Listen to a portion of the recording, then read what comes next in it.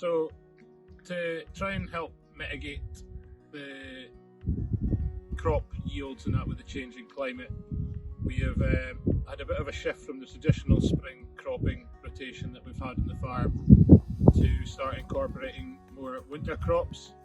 Initially this started with winter oats instead of spring oats. It just allowed us to get an earlier access date with the way the weather was, get the spring oats in early enough. Our harvest was getting a bit more hit or miss.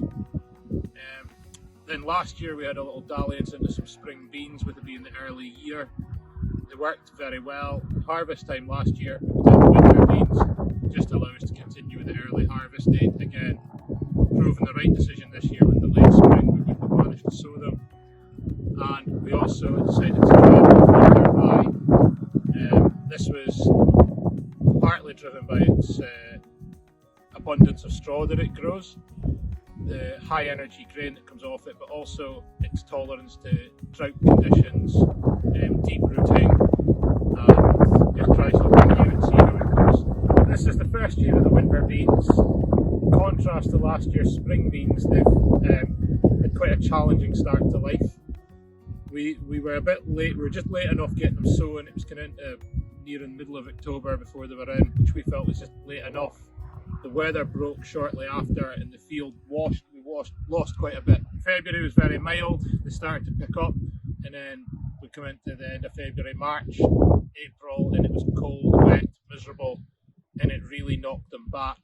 Between the wet start and then the wet spring, I think it has stunted them a bit, but we're still pretty hopeful that we'll get a yield of 2.5 plus tonnes to the acre with them. So in comparison to last year, yeah, we did spring beans last year, we got them in wonderfully early, and the weather never, although they went through a bit of a drought period, they had a deep root, they never really looked back, they just grew the whole time. They were considerably taller than this, and they probably podded further up. I would say the winter beans have podded from lower down, so I think we'll have a bigger yield. Last year we had 12 acres with 24 tonnes.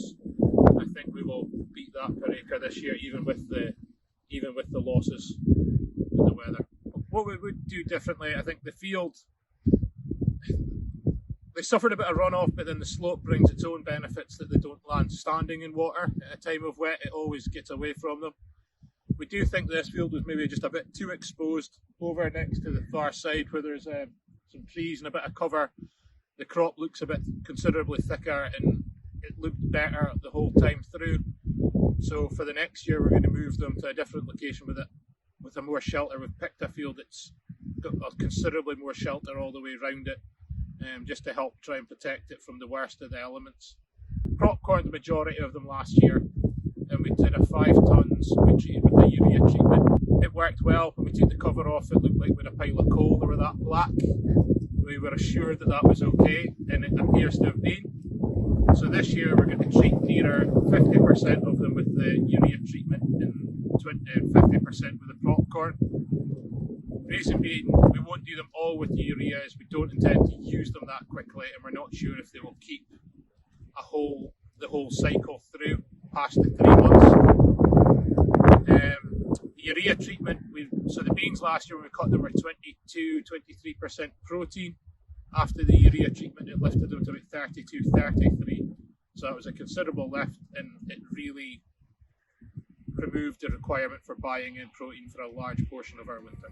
This is my first year growing rye, so to all intents and purposes, I think it's been a good growing season. It's done what we hoped it would. It's stood up very well to the extremes of the climate. It was a bit wet when it was getting in. The last field was almost puddled in. It's a crop that is supposed to be more suited to dry conditions, and there was a while through the winter it was standing and wet, and we were concerned, but it appears to have recovered marvellously. And then when we went into the period of end of May and June for the drought, it never affected it in the slightest. It kept growing, and that's when we really showed what it did, what it said in the tin.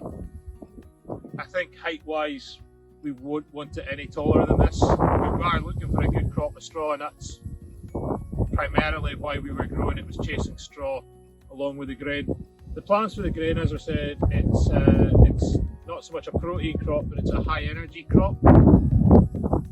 We take 2 tons of silage off our fields, and we do get it analysed as we go along. So the idea was that if we've got an energy deficit, we'll have this to help plug that gap. We've got the beans for the protein gap.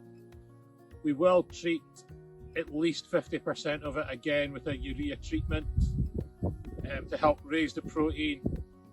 Predominantly this will be fed to growing cattle and store cattle as part of a TMR with silage, oats, barley, beans.